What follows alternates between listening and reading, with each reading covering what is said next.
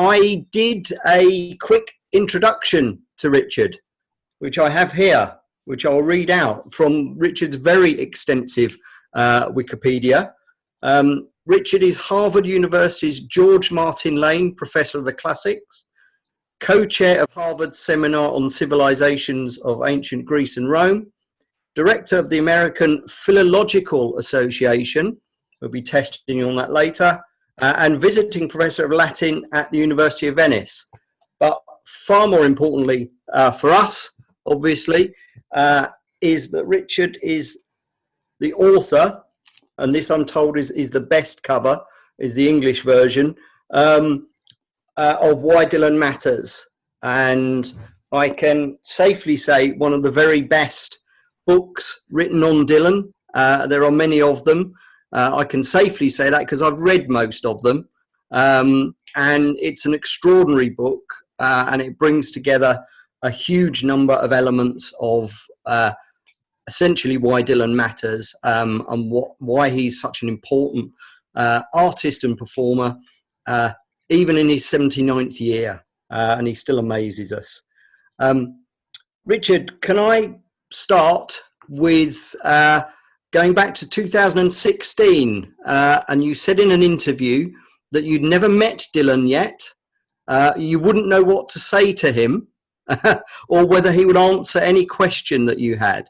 Now, has that changed? Have you actually met Dylan since 2016 and the book came out? And what did you say to him? Or if on his birthday you could ask a couple of questions, what would you ask him? And I've been camped out there for weeks up in Malibu, but still, he must be somewhere else. Well, first of all, it's great to be here, Keith, and to join all of you. One of the incredible things for me since writing this book has just been people I've met. The Dylan people I've met has just been fantastic, including James and Peter and you. And it would have been fun to be over there and be in a pub around now. But we're doing it virtually, so it's been astonishing and quite moving to see the ways in which Dylan brings human beings together of a certain type. And I think that the release of these 3 songs is very deliberate, I think, and is part of the humanity of Dylan. So what I would say to him, I think, is not very original, but I would just say, stay alive and thank you, mostly thank you, just for being in our lives. This incredible accident that we were all born before or after 1941, May 24th, and whether before or after by 9 years in my case, we have been given this gift through our lives. And so I'd say thanks, Bob, for that. Good, excellent. I mean, 79 today, he keeps going, he keeps amusing, educating, amazing us. Fairly recently, unfortunately, little Richard died, who was a very early influence of Dylan, on Dylan, who actually put in his school book that his ambition was to join Little Richard's band. My question on that aspect is, we look at Dylan in an academic sort of way, but essentially Dylan's a good old rock and roller that meanders. You know, is there any danger that we look far too closely into Dylan and what he does, where in essence, you know, his songs are variations of Boy Meets Girl? You know, any views on that heart of Dylan, which is a rock and roller? Yeah, well, Boy Meets Girl is pretty important in the scheme of things. Yeah. It was good for Shakespeare as well. Yeah. Girl leaves boy, as he said in the Studs Terkel interview.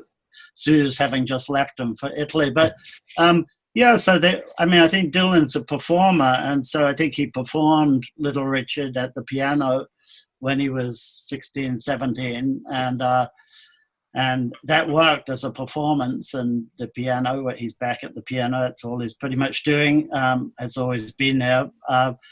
But he's performed what's mattered to him and what he's picked up over the years. I don't think rock and roll, I think he saw the limitations of rock and roll. He talks about that a bit. And I think the limitations are lyrical, poetic limitations. And I think the poet in Dylan is what would have stopped him from being a full-on sort of rocker, and which kept him sort of producing this body of writing, which he then performs. But, I think performance in that school auditorium of Little Richard with his hairdo, but is that any different from wearing the Huck Finn cap as he's becoming Woody Guthrie, or the various sort of looks that he's taken on to take on the persona of what he's performing and what he's acting as in that moment. Acting as sounds dismissive. It's not supposed to, but the persona that the artist in him is working with at any given moment comes through in it.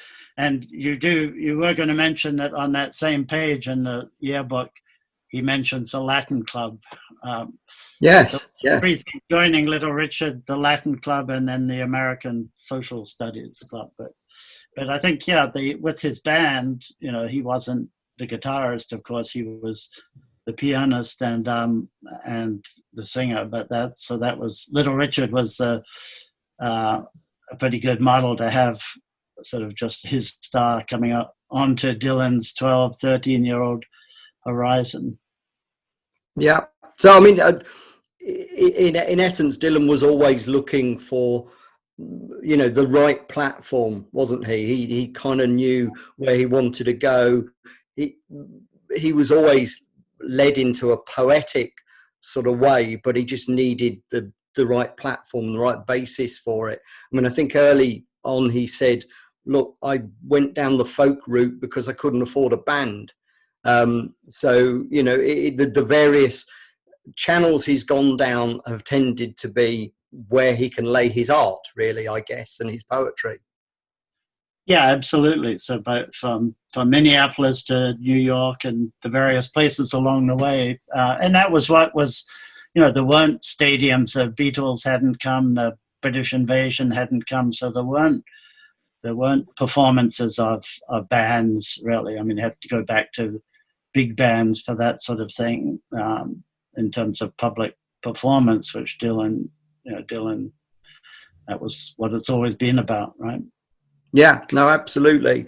Can I take you on to, I mean, as I say, Dylan at 79 or 78, when he wrote he sent us these 3 new songs. He continues to surprise us and amaze us with the work after all these years. Suddenly, in the middle of all this lockdown, one night we had Murder Most Foul. Out of nowhere. I don't think there was a lot of build up to that or rumor or anything of that kind. Suddenly it appeared. Here's this wonderful epic song. Now people have described it in various ways, and to an extent this is a godsend for the Dylanologists. They're diving on this kind of song straight away. It's been said that it's a song for our time. It's Dylan's State of the Union address. Do you see it in that kind of sense? Yeah, I'm trying not to see it really as anything other than the song, and I'm waiting till the album comes out to start even really thinking about the song in any academic way, in any way that could sort of kill it off. So I'm just letting it wash over me and imagining that it was, you had Duquesne Whistle, Roll On John, and Pay in Blood, maybe, and that was what you had from Tempest. And what would you do with that in terms of the larger meanings of those songs, the places they take on that album? They would seem pretty disparate. So these 3 songs are incredibly interesting. What he's doing with naming of songs, and in Murder Most Foul, naming. Alluding to songs and singers in I Contain Multitudes, from Whitman on down, but to then the more comprehensible song, False Prophet, which is a song that, you know, sounds a bit like My Wife's Hometown, but which has lyrics that are elusive, but which aren't naming. They're less sort of meta-poetic. They're more poetic. And so as a song, that's, I think, the most successful. But I think the other two are, I'm not even judging them to say successful or not. They're just incredibly interesting. Obviously, the talking, you know, the similarity between speech, i.e. poem, and song in the first two in particular, which take you back through Triplicate and the American Standards, take you back to the Nobel lecture, to the Music Cares 2015 words that he put out. So that, to me, the three songs are suggesting an expansion of Dylan's album production, which is now sort of bringing together a lot of the modes that he's been using, also in performance. I mean, if you've seen him in the last 2 or 3 years, bits of Murder Most Foul and I Contain Multitudes, sort of, you might as well be on the stage, or might as well be in the auditorium with him on the stage. And so I think he's almost giving us performance in the studio version that is somewhat new as well, I think, in terms of his recording history. Yeah, I mean, it's amazing. At the age of 79, he still produces as much as he does. I mean, it's extraordinary output. It's not real, you know, working in the archive. I know we're going to talk a bit about the Tulsa archive, but you see that the guy is just, he's constantly writing stuff down, and his mind is constantly working with the poetry of his songwriting. And in a way, it's not so surprising when you see what's in that archive. I mean, I don't think he's capable, just as he's not capable of stopping performing unless he's made to by circumstances. And as in the recent weeks and months, I can't see him ever stopping writing, his mind ever ceasing to be creative, and that's what we're seeing. And you know, thank you, Bob, again. Did you, at the time, I mean, obviously when the book came out, there was a lot about Tempest, and there was a lot for you to talk about on that. Were you of the opinion that this was probably Dylan's, you know, as in The Tempest, Shakespeare, Dylan's last album? He felt that was going to be it, you know, and now he could tour around and develop that sort of side. But of course, circumstances caught up, and the roving troubadour has to have come to an end. So therefore, he's performing again, and these new songs that are out are essentially, as you say, him performing and putting more stuff out. Yeah, in a way, although Modern Times felt like the end of the road, right? The last of the trilogy, and Halen and others have talked about that. But then he kept on going. So one's cautious. I must say, when I heard Murder Most Foul, and we didn't know, will that be self-standing? You know, unlikely, but it felt, just in its length and the oddity of it, the fact that it seemed to be commenting on the life of someone like Bob Dylan, and the music across the life of someone like Bob Dylan, and in the formative years. So it felt it could have easily been a swan song, and that's why I think he put it out first.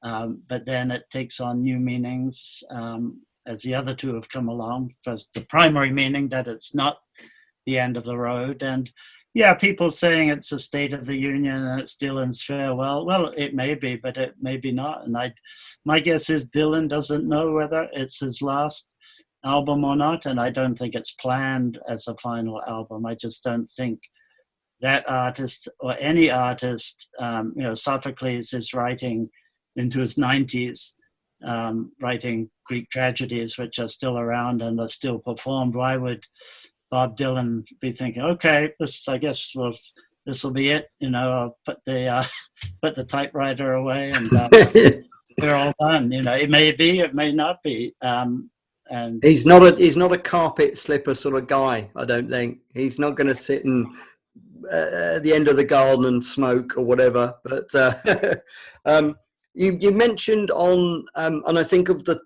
three you mentioned in False Prophet, there were certain elements of Augustus and Roman classical work. Yeah, I mean, obviously, as a classicist when I first heard Lonesome Day Blues and heard Virgil on that album, in a sense, that's when I started, in 2001. I'd been thinking about Dylan as a poet, not unlike my poets, but that's when I started, taking real attention, to what he was doing just that song, although of course it had Huck Finn and the Japanese Yakuza novel on it as well, that album. But so obviously, when modern times came along, one thought, interesting, modern times, yeah, and some fairly ancient times on it with Ovid and others. And then what he did with Homer in performance before Tempest came out, and then as Tempest was coming out, the way he rewrote Working Man Blues #2. I'd write a bit about that in the book, so where he puts Homer in along with Ovid. How could I not be listening to a new song and thinking, what's there? But I wasn't. I listened to Murder Most Foul and satisfied myself that there wasn't anything that sort of jumped out in the way those other intertexts or references did. And also didn't want to. I wanted just to enjoy them as songs. False Prophet, yeah, I mean, again, it's interesting, whether because of Scott Warmuth and others sort of basically feeding the lyrics into, basically search engines, whether he's not quoting quite as deliberately to specific Penguin translations of Ovid or Homer as he was in Modern Times and Tempest. I don't know, but I'm first among equals, second to none. That the Latin primus inter pares, first among equals, the fiction that Augustus sustained, that there was still a republic and he was first among equals. Think about that with Johnson and Trump, but the fiction of republic that Augustus sustains with that clearly comes through to me, and you can bury the rest, so put him 6 feet under. So I came to bury Caesar, not to praise him, through Shakespeare as well as the classics. And then those, sort of I'll avenge my father's death and I'll step back, the voice I've argued is the voice of Augustus talking about avenging the death of Julius Caesar. And False Prophet has, he's going to bring vengeance on somebody's head. So again, vengeance, treason, and so on are all in this song in ways that don't precisely in an intertextual way, aren't stealing, quoting, whatever you want to call it, but I think are in the same tradition, that particular song. I think False Prophet is so that, of course, leads one to wonder how the next, the other 7 songs will be in that way. But again, I don't want, that's not what I'm looking for with Dylan. I'm looking for the same as everyone else, the new song, the music, the poetry of it. And I think sort of hunting down the quotations can become a slightly arid enterprise.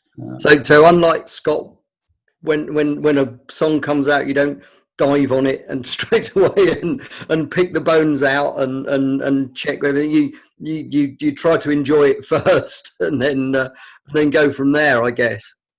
Yeah, I mean, and particularly when Modern Times came out, I was in Oxford for the year, and I sort of walked into the Bodleian and All Souls College sort of with my iPod on, sort of hardwiring. That was pretty weird too, hardwiring Modern Times in All Souls College.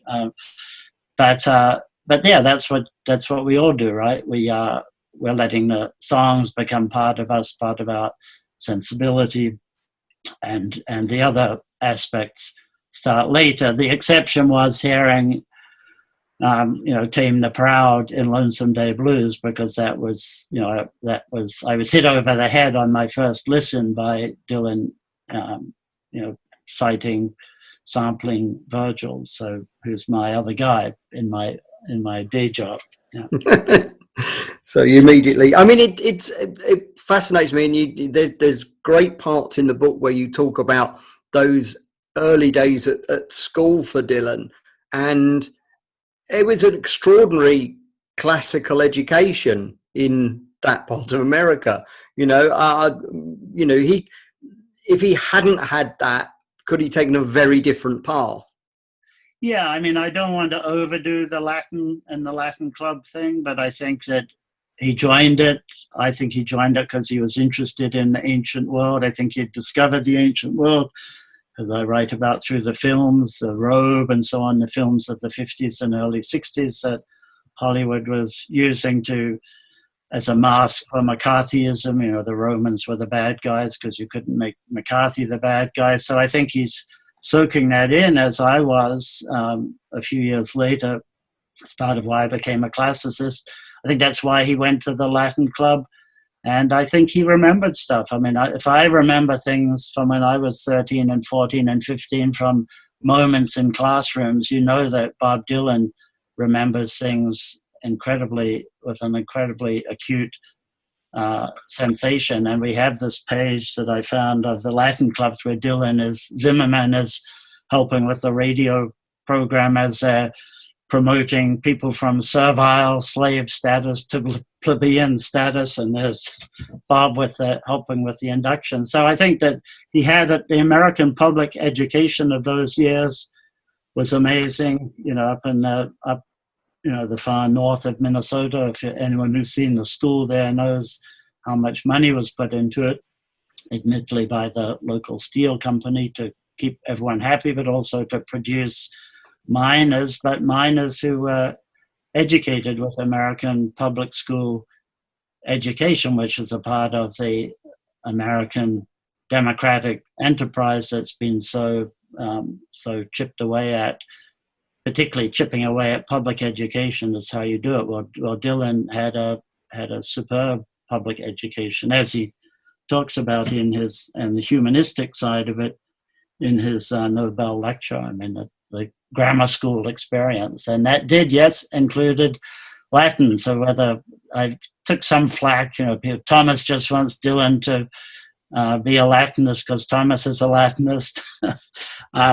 I'm happy that Dylan did some Latin, but I'm not pretending that he remembers the Latin. That's not what he remembers. But he remembered, why would he write, "I'm going back to Rome, that's where I was born," and when in 1962 when he's sort of is going back to Rome.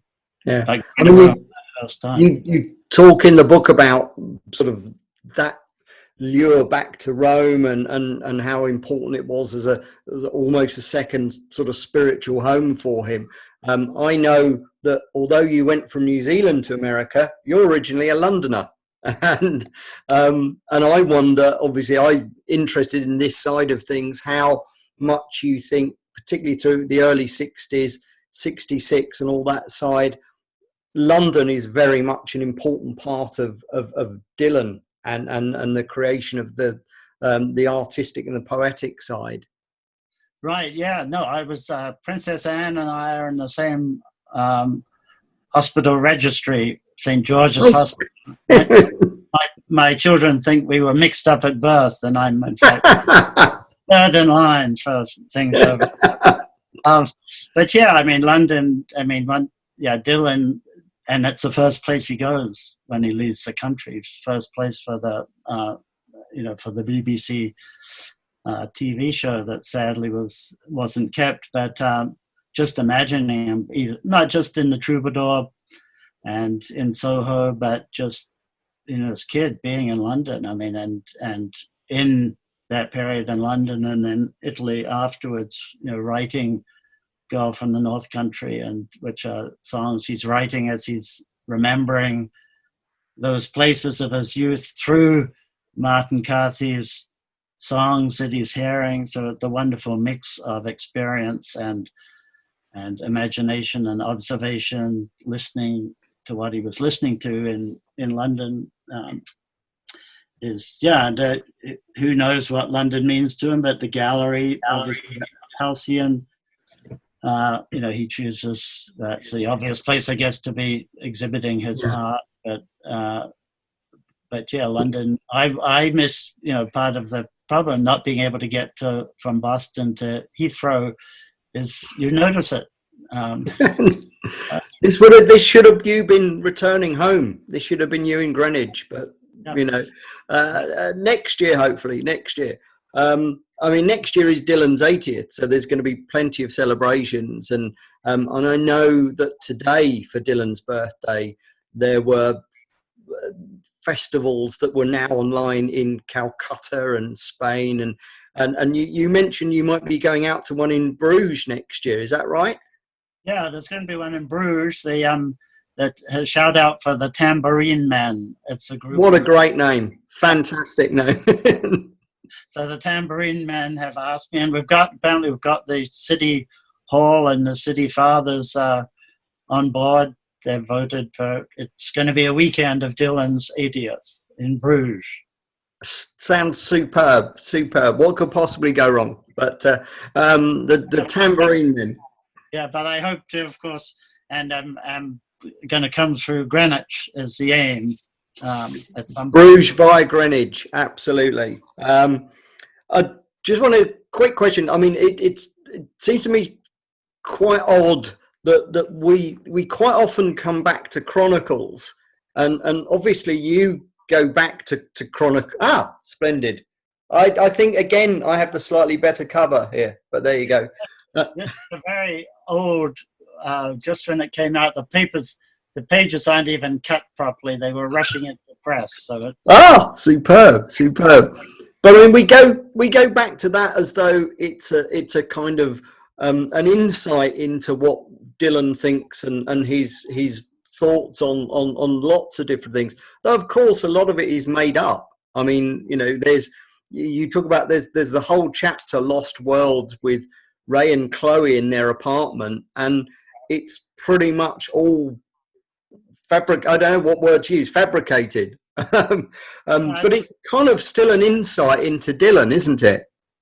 Yeah, I mean, I think it's what Dylan's thinking in 2004 about what Dylan was thinking in 1961, but a lot of it's created through memory of things that did happen. I think that's the basis. It's like that's a scheme that he lays stuff onto, but I think everything in the 45 plus years between that, when he arrived there and was so yeah. Look, I took some flack on Ray and Chloe. AJ Weberman sort of told me sent me the social security number of Ray, I think it was, or at least claimed. He may well have existed, but I think that whole library thing is, and it's not just the library, the other rooms in the apartment, the gun room, the iron work in one of the rooms, the tool room. So it's a huge apartment. It might be enormous. Right. And it's the apartment that is Dylan's head, Dylan's mind. Yeah. Too. So both the objects, but also particularly those books. And I think the books, again, there was a classicist who did a review criticizing his editor for letting him write about the letters of Tacitus to Brutus or whatever. There were no such things, but that's irrelevant. I mean, no. But Tacitus is important, as Thucydides is important to what's happening after the US started bombing Iraq in 2003, which is a context in which that book's written, even if it's sort of harking back to the Cold War and the years leading up to the missile crisis. I mean, and I think that's when Dylan quotes Thucydides saying that since human nature doesn't change, history doesn't change, and history repeats itself. And I think that's a very profound commentary that Dylan's giving us through that library. It's not throwaway. None of it is throwaway. I think it's all part of his art, part of the expression of what it means to have lived through the years that he's lived through with the genius that he has to communicate. on these which issues. which nicely segues me into Thucydides, which is a line I didn't think I'd use ever.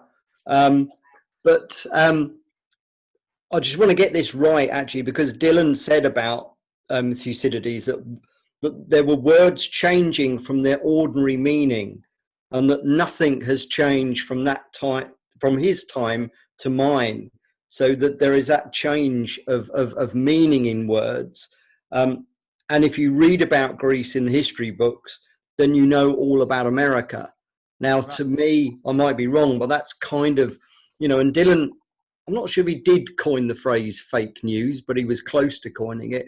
That's kind of where we are a little bit now, isn't it? With meanings changing. Right, and deceit and lying and so on being. So how do you convince people to go into war? Either there are Germans bayoneting babies and raping nuns. That will get them in, right? That'll get the juices going. Or there are weapons of mass destruction, and that got us into Iraq.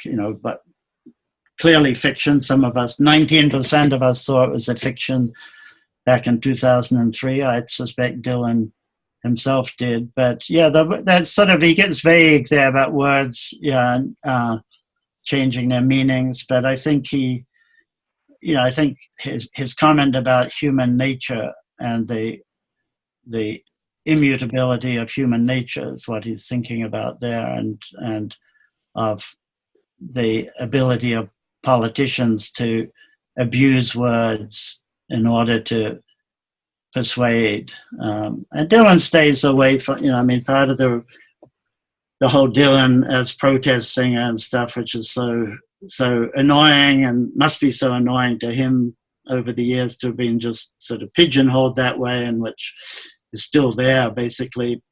But of course he's political, and of course he's writing, as he's also said, isn't all of my music, or aren't they all protest songs?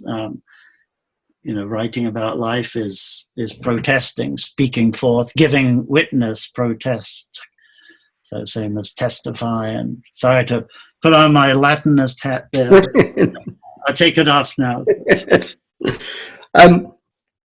To take you back to you mentioned the Tulsa archives, which are must be like the sweet shop for Dylan academics. Wonderful resource there. And we spoke about this previously. I'm interested in, when I went into the archives, one of the things that was noticeable is that almost everything that was in there from early days from Dylan was typed. So, and we see the films of him typing ferociously. You mention in the book, although it may not be right, that he was typing in the back of a car, Chimes of Freedom. And for me, I wonder if it's always been in his mind, this poet, this Hemingway figure. You look at Lennon and McCartney and it's scribbled notes. With Dylan, mostly it's typed and without it, almost like poetry. Right. Yeah, it's an amazing collection. It's typed and it's retyped, and his correction is just to put X's, lowercase x's, through the line, and you can often see through the X's what he's erasing. And then he'll type over the top of that, but then he'll use pen and pencil, mostly pencil, corrections of typed manuscripts. There's some, there'll be a verse that's written in pen or pencil that's not quite finished after, let's say, the fourth verse.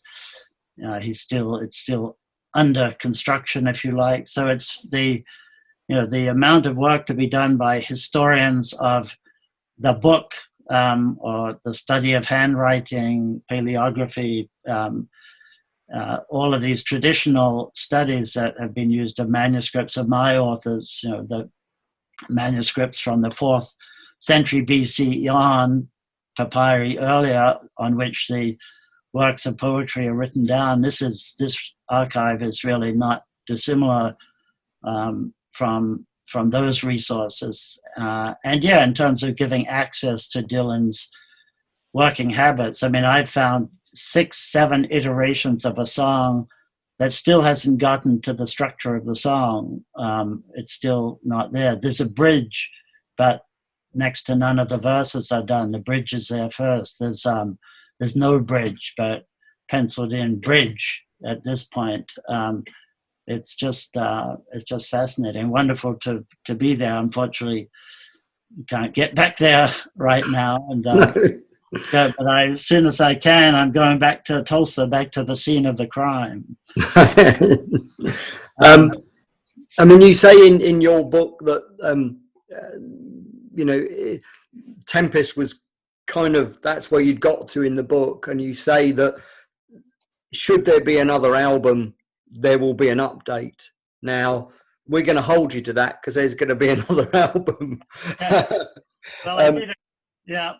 But the important question is, you know, which is it going to be, the update to that first, or the big tease? Is it going to be Dylan doing volume 2, or was that always a big tease, calling it volume 1? Yeah, I think the latter as the years go by. It's now at 16 plus years.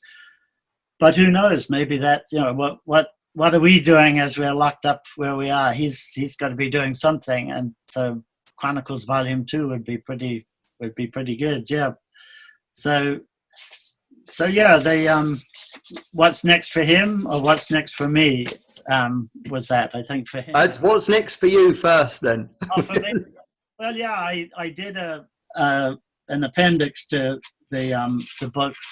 Basically, the song Tempest. I think it's out in, maybe it's out on Kindle or whatever, but it'd be out in paperback. I think it's just an extra chapter on the drafts that I found of the song Tempest, the Titanic song. And he starts the song. He's on tour in 2010, and he starts the song he's in Athens and then Istanbul, and then he's going through Romania and Bulgaria. And so you can see the song over about a month, and he used about 6 or 7 different pieces of hotel stationery, so you can date them, at least what we call the terminus post-quem, the date after which he started that draft was the day in which he arrived in that particular hotel, the Skopje Macedonia Holiday Inn, and so on. So you can actually see the song coming together over a month while he's on tour, and some pretty hilarious alternative lyrics and always the rhyme, so that these rhymed couplets for the, you know, what's happening with the Titanic going down and sort of venturing into the absurd in wonderful ways. So yeah, I thought I would do that just because it was something I noticed early on in the archive. But yeah, I'm hoping I'm working on what I hope will be a book on the way Dylan's song, some of the ways in which Dylan's song come together. So it won't be just the work of a classics person. Oh, okay. And we have no date for that yet, or? No, it'll be I have leave in about a year. I'm going to try and get a whole year off in about a year, and try and get much of it done then.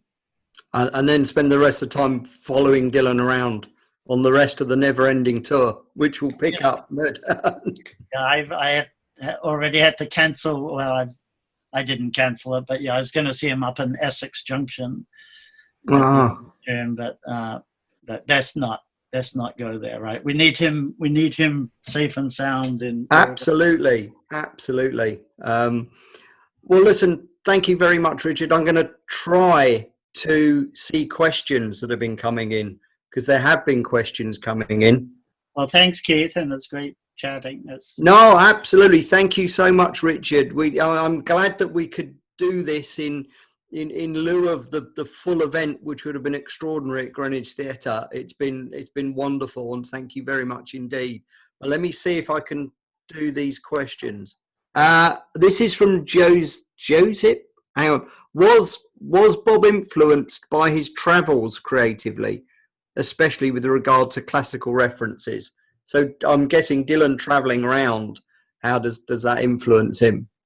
Yeah, I mean, the obvious, when I paint my masterpiece, is the obvious one. It's been Clinton Halen has argued that they snuck over, that he and Sarah snuck over there in '65 on a weekend or whatever, and I can believe that, but does Dylan need to go to a place for it to enter into the lyrics of a song? I think the answer is no. Horace famously, they change their climate, not their mind, who travel across the sea. But I think Dylan has talked, of course, about having played around the whole world. And I can tell you, Count Dracula came into the lyrics of Tempest temporarily when he was in that part of the world, as I found that in the so that was an interesting, absolutely undeniable, that while he was sort of staying in a hotel just around the corner from the Prince Vlad's Vampire Museum, that it gets into the lyrics, but it's partly playful, and by the time he gets to Italy, that's gone from the lyrics. But as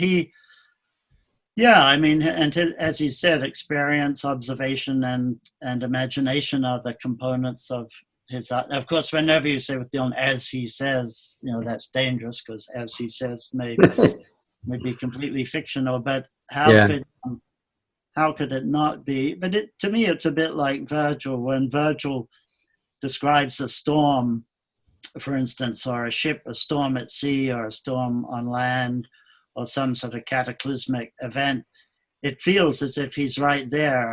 And Virgil will say, often I have seen the winds sort of come, and then suddenly you're in an intertextual relationship with Homer or Lucretius or some other one of Virgil's sources, so that I think his ability to transfer the visual from something he actually saw to the art in which what he saw is depicted, and so it becomes an allusion or an intertext or whatever you want to call that process of theft, and it becomes layered and richer. So, but surely Dylan saw things. I mean, if he had come from Texas and wrote, North Country Fair, or wrote Floater, and I think there are songs like Floater, it's hard to imagine that bits of Floater, the schoolroom with the Romeo and Juliet updated in those hilarious ways. It's hard to imagine he's not wanting us to see something of Hibbing there, and Greil Marcus has written about that, I think, in interesting ways. But Well, of course, he doesn't even have to be there to paint a place. So, as we know from a lot of his paintings, he's fine with just the postcard. He doesn't have to go. And again, that's visualizing something through art. Yeah, no, absolutely. It for us, yeah. I've got plenty of questions here. Malcolm, thank you, Malcolm, says, Why Dylan Matters is a great title. It is a great title, and an appropriate one. Did you consider any alternatives? Yeah, some people think it's a bit so overly important as a title. It wasn't what I came up with, because it's not meant to be exclusive. It's not the only reason why Dylan Matters. So my publisher basically liked that title, and I went along with it, to tell the truth. I'm happy. So it's like another side of, it's like it's given to you. Yeah, I got a postcard from somebody in Florida saying, "Don't call your book Why Dylan Matters." And I thought, sorry, but I think it works, and it's why. Yeah. Thanks. Yeah, it does. Question from Ian. Hello, Ian. When do you think the 3 latest songs were written and recorded?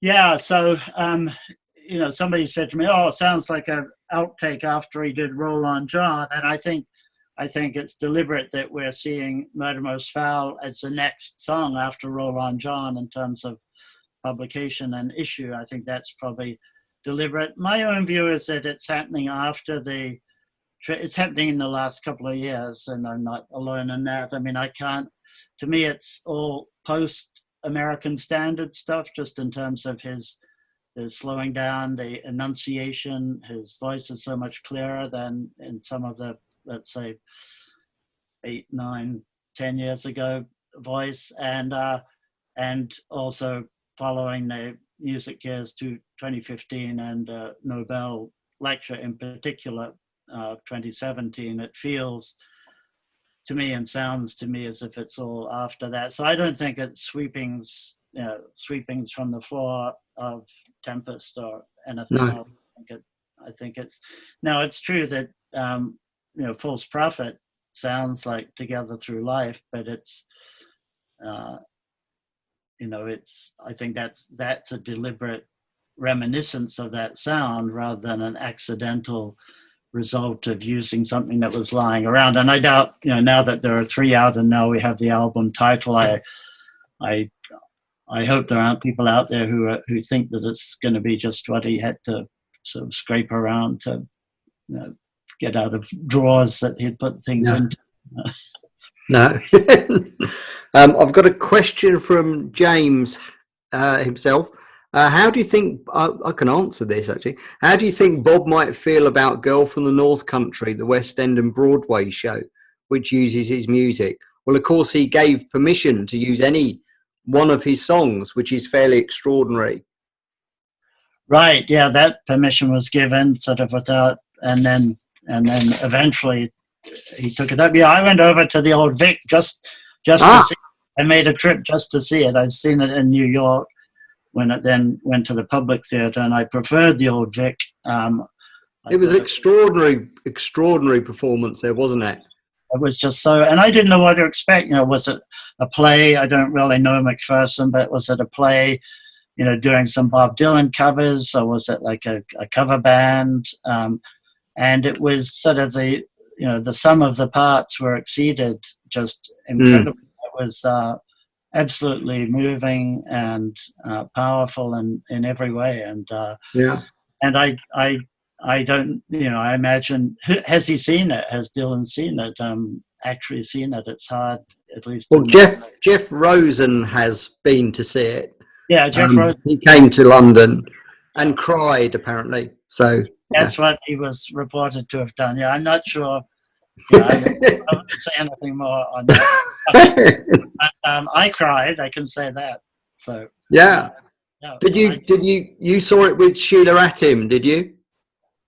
Yeah. When it first, the first. Yeah, which was extraordinary, and I mean, I have to say that having got all of Dylan's many songs to choose from, they chose some extraordinary songs, and Simon Hale's arrangements took something like "Tight Connection to My Heart" to a totally new level. Yeah, and "Sign in the Window."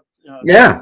I mean, all of this, and interesting to me that a lot of the late 70s and early 80s, which those of us who were not Christian at the time and so on, who sort of moved away for a bit, came back, but that, and I assume that's partly the music of McPherson's 20s and late teens and stuff.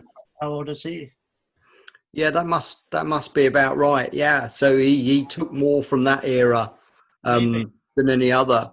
Maybe he just saw that worked, for his plays. But there are at least 6 or 7 songs in there that you would not have picked for a stage show, but then worked beautifully. So it was wonderful, and I saw it at each of the venues here, and it's a shame that has come to an end as a production just for the moment. Anyway, I've got a question from Jackie. Hello, Jackie. Is there a story behind the cover of Why Dylan Matters? No, well, no, it was. I didn't pick it. So the American one is it's the same image, but yeah, you can see that the addition of the strings the guilt, which was, I think partly, to make it arresting on the book stand, was the UK publisher. So you think the Brits didn't need the word so big and loud? And I have to be careful here to why Dylan matters, and in the US it's why Bob Dylan matters. Right. I thought that was a mistake between the two, but somebody said, no, we think people will get it. Right. No, we yeah, it's we got it. Don't worry. I can't claim credit for the cover, but I was delighted with the way it. Oh no, it's a fantastic cover. And someone's asked if you know what Bob thinks of your book. Yeah, well, we were talking the other day, and he said, that no, I do have reason to believe that Bob has read one page. I have, and I've very good reason, which I can't go into, to believe that he's read one page. I could read the page for you, but I won't. And that leads me to believe that he has read it. That's as much as I can say. Fair enough. A question from Amal. There's been questions about when Murder Most Foul was actually written. I think you've answered this to a large extent. I think that's answered, Amal. I've got a question from Kev here. I recall a Brian Ferry interview when he was promoting Dylan-esque and Bob was touring nearby. Brian was asked where he thought Dylan might attend Dylan-esque, and Brian laughed it off. What was Bob's reaction generally to covers of his work? God, covers of his work, they range from the extraordinary to the appalling. Right.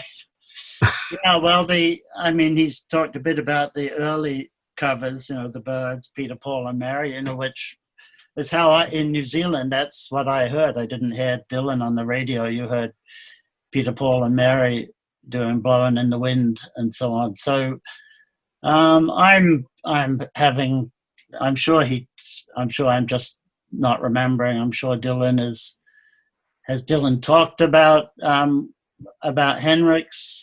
He probably has somewhere, but the fact that he took Henrik's cover on board as his own electric arrangement of All Along the Watchtower, it sort of shows you about that. But I don't know. I'm not talking very intelligently on that question. So I think he did say at one point that Hendrix's version is the right one, which is why he performs it that way.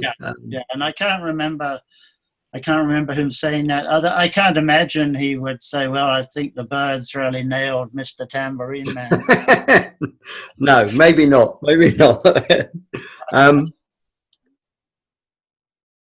Another question in from Amal. Yeah, Dylan often referenced borrowed song from poets of the past. Is he borrowing now from living poets? Not that I know of. It may be so, but not that I know of, not that I'm aware of. I'm sure his reading, which I'm sure is interesting. We're never going to know what his reading is or was, but clearly that's entering into his poetic composition in some ways. But I can't. There's Graves, and you yourself have wondered a bit about people like Robert Graves. So we Absolutely. can, so there's Eliot, obviously, but that's not a living poet by any means. So nor is Graves. So I don't know that he, someone like Heaney. Dylan is clearly into sort of the Irish poetic sensibility. So James Joyce enters into a lyric, but again, I'm not dealing with contemporary poets here, so I don't know. I guess that would be the answer. But yeah I guess Junichi Saga is still alive. Now, why did he borrow, those sort of very precise sentences and half sentences, demonstrably recognizable, and wanting them to be recognized, in my view, putting at least 2 in each of the songs in which he uses them, so that we won't be able to say, oh no, that's just accidental. I never slept with her even once, along with my captain's well decorated, he's, and so on. Mm-hmm. I wrote about that song, that the song has the Roman Civil Wars, it has Mark Twain and Huck Finn and the American Civil Wars, it has Junichi Saga and the Sino-Japanese Wars of the 30s, that the dying character who the narrating doctor is narrating, so his experience, so that it's a way, whereas Masters of War, there's nothing recognizable in that song that ties it down to any war. So the Masters of War work anywhere. In a way, I thought Lonesome Day Blues might be giving us different fragments of different wars, which is a different way of universalizing what war does to human beings. In this case, the voice of the singer who's lost who's lost everything, lost his family, wishes his mother was still alive, in the original version, but we won't get into why that changed. But yeah, so so Bob liked Manfred Mann's covers. Yeah, he did. Bob liked Manfred Mann's covers. He said he did. Yeah. So that's a good instance. I mean, I like Manfred Mann. I generally don't like covers. The only covers other than Henrik's, I quite like Richie Haven's 30th anniversary, Just Like a Woman. But there's not a lot. I liked a lot of people didn't like what Patti Smith did at the Nobel, but I found that very moving. I like her changing of the guards, for instance. I think that's but I don't listen to a lot of covers. I must say, to me, that the voice and the being of Bob Dylan is so much part of the experience that subtracting Bob Dylan, the voice and the presence of Bob Dylan, just removes some part of the song that makes it less. Less. And there are so many songs like Changing of the Guards, and I agree, Patti Smith's is a good version, but there are so many Dylan songs where you hear him singing and his phrasing and even the simply getting all those words sung and out. Right. It must be really hard for singers to do. I mean, Dylan does an extraordinary job on, cramming a lot in and singing it well. Right. And that's it's a pretty underrated skill in my view. When I first heard Murder Most Foul, the YouTube kept going and it looped into some imitation of it. I think it was a Swedish guy, not sure. Oh God! And I thought, oh my God, the sound's gone. Something's really it was just Bob doing it again. I realized that it was, it was different. Yeah, absolutely. Now I've got a question from Joe. If you could prompt a new song for Bob, what philosophical subject would you suggest? Cripes, what would you want Dylan to do as a song? Something on, I don't, what philosophical subject? That's a tricky one. Yeah, I'm not sure that I can really answer that. How about the next one? Will Dylan have to sell his house if he doesn't tour? No. David Crosby. I think the answer is no. But we all know who would buy his house if he had to sell it. That's the thing. Bill Padgell. Bill Padgell would buy it anyway. Yeah, he just. Bill has already said he can't afford Malibu. No more houses. Oh my God. I don't think so. I think that's not going to be on the market. And and one of the, Dylan, I was fortunate to be in Shanghai in October. I was fortunate not to be in Shanghai in December, but Yeah. but I went to Retrospectrum Bob Dylan.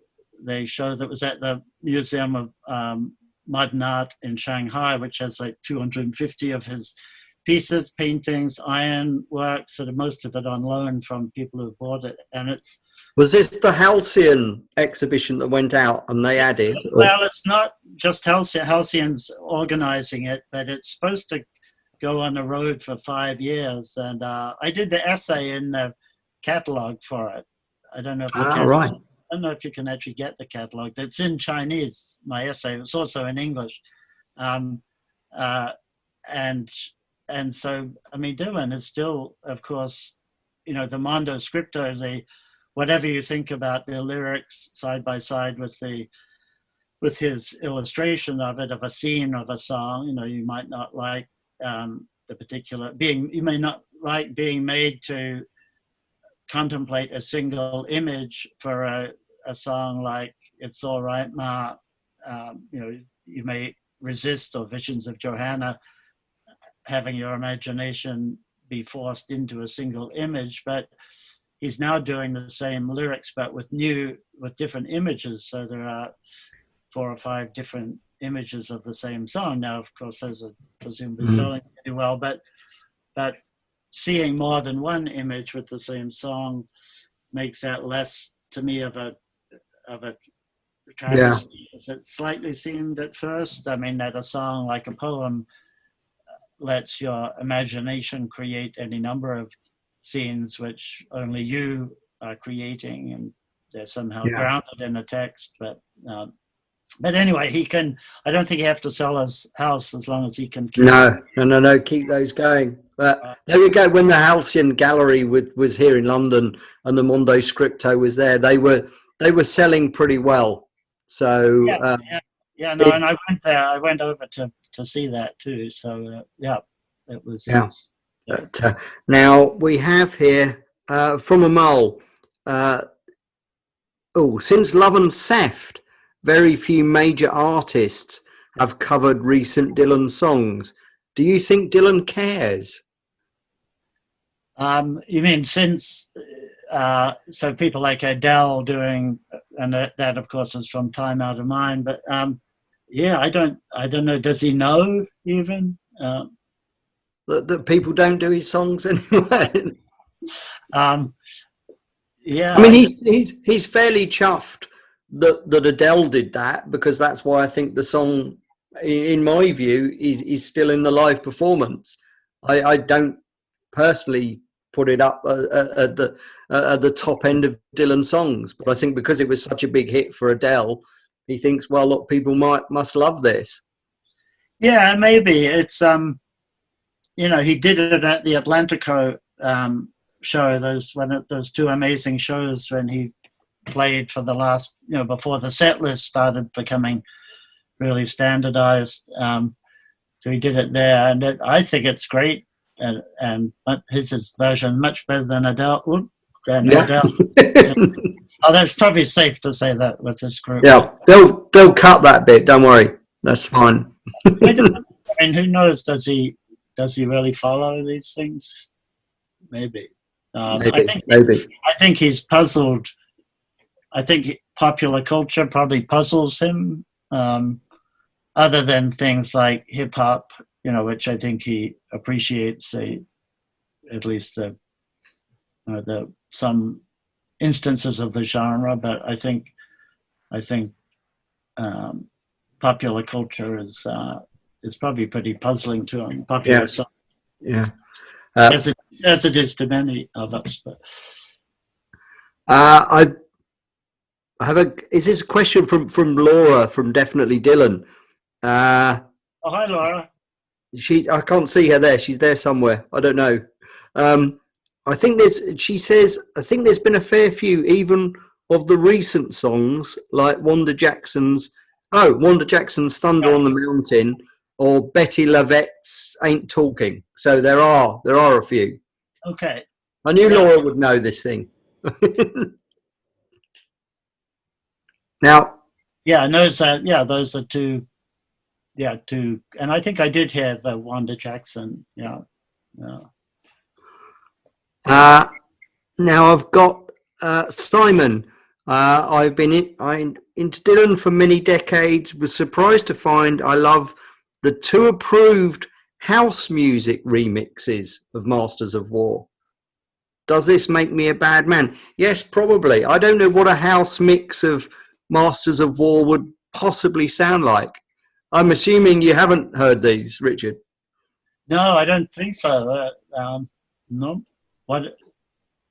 You know, I would probably say yes, definitely bad. But and I can't believe that Bob would approve of a Masters of War in any kind of strange cover version like that. But who knows? We shall have to check it out later. And there's Laura. Laura, by the way, has compiled. She's saying has compiled a great Spotify playlist of Dylan covers by women, and yeah, it's a fantastic. And Laura, how about a round for Laura's Spotify playlists? Generally? Yeah, definitely. And those are on the last 20 years, which I think is interesting. Is Dylan's voice, not the actual voice, but has it become more congenial to versus obviously just like a woman, not going to like emotions. I've got a question from me, and I think this is maybe in the book if I'm correct. What was the first Dylan song you heard? By him, sung by him. Yeah, so I think that was I think actually that was fairly late. I think that was even Sad-Eyed Lady. So I was like 15. So I wasn't really listening to Dylan when I was 14 and 15. We did Blowing in the Wind and the Byrds, Mr. Tambourine Man, but I think it was sort of Blood on the Tracks, Highway 61 to some extent, but I was too young to really be able to handle that. So yeah, it was probably Sad-Eyed Lady. I remember a friend of my older brother was devastated because by that song because he'd just broken up with his first girlfriend, and so I think I was feeling very empathetic towards him and his plight, which I didn't fully understand. Right. I do think being 9 years younger than Dylan, those of you who are similar out there, has been very productive as you grew into Dylan's song just experientially. I mean, what you could, unless you were very precocious, what you could actually understand from the early songs when you were, he was 22 and you were 13. That was, I think, an interesting few years to go through, and then to arrive, at Blood on the Tracks when you're 22 or so. Which is for many of us of my generation, that one of the reasons that album is what it is. I mean, you find, this isn't a question, this is me. Obviously you started your Harvard course and you talk about sort of people being brought in there because their parents had listened to Dylan or, a variety of reasons. Do you find it, and I find it extraordinary and wonderful that there are so many young Dylan fans now. It's probably becoming more popular because I guess there's apart from the house versions of Masters of War, there's a bit of a vacuum of music this good and this complicated and this interesting. Yeah, I mean, I think somebody just Landana said, not like a Rolling Stone. I mean, was that not the first one I remember? Yeah, probably, because that would have been on the radio. But again, that was, I think I was 13 or 14. But yeah, I think that probably would have been it. But I can't remember, quite frankly. So we're teaching this.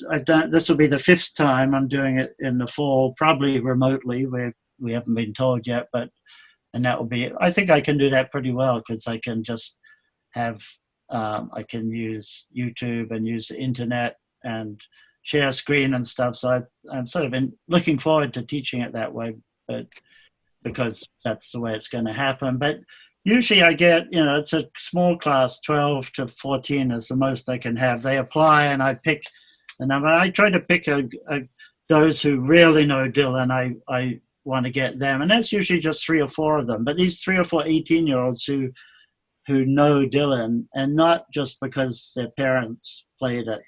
That's a separate category, the ones who got it through their parents. And of that group, obviously that's a huge group, potentially some, or grandparents it might be at this point. That's sort of depressing, right? Yeah. That group, some of them like him because they like their dad making pancakes on a Sunday morning and playing Bob. Some of them really got into Dylan because of that. And then a lot who have just discovered the music, and maybe they discovered it through the music of the 80s. They didn't, they entered in at some point, and that's probably true of, I can see some of you are a lot more youthful than some of us. So I can see that there are probably those out there who, I have graduate students from a few years ago who got into Dylan through Under the Red Sky, which at the time, in its moment, was not something I was playing over and over. No. Although it is something that I return to much more than I used to go to back then, which is, of course, interesting. One of the interesting things about the Dylan of the 80s and early 90s, but of the pre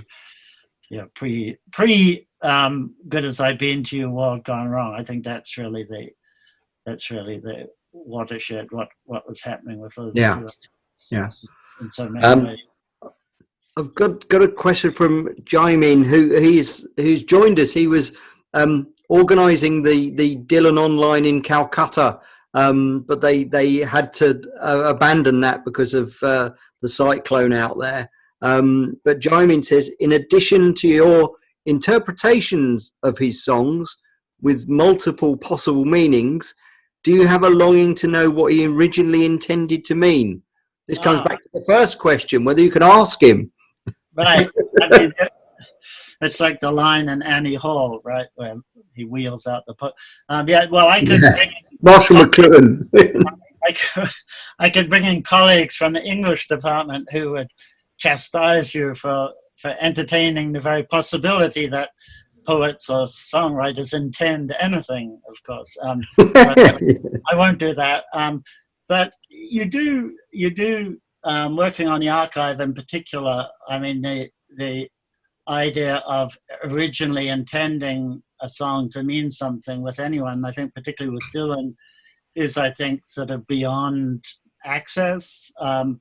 And I think it's interesting that some of the songs in drafts utterly change meaning in the draft of the song, so that what we have feels, shall we say, not just looks, but feels like a completely different song, and the songwriting process gets it to a different place. And I do think that the intentional fallacy, that is the fallacy that poets always are intending something which generally matches up with what we think they're intending, so that all sorts of circular problems there. But I do think that when you being able to see the process of the songs coming to be, you can see, and a song like Caribbean Wind, I mean, even the versions we have, that's only half the story. There are drafts that I've been working on that show a similar complexity even before the first version is being sung anywhere. So yeah, I mean, what did he, and then, a song then in performance whose meaning will shift because of intonation. Don't think twice, it's all right. That sort of, not an angry, kind of wasted my precious time. Don't think twice, it's all right, you bitch.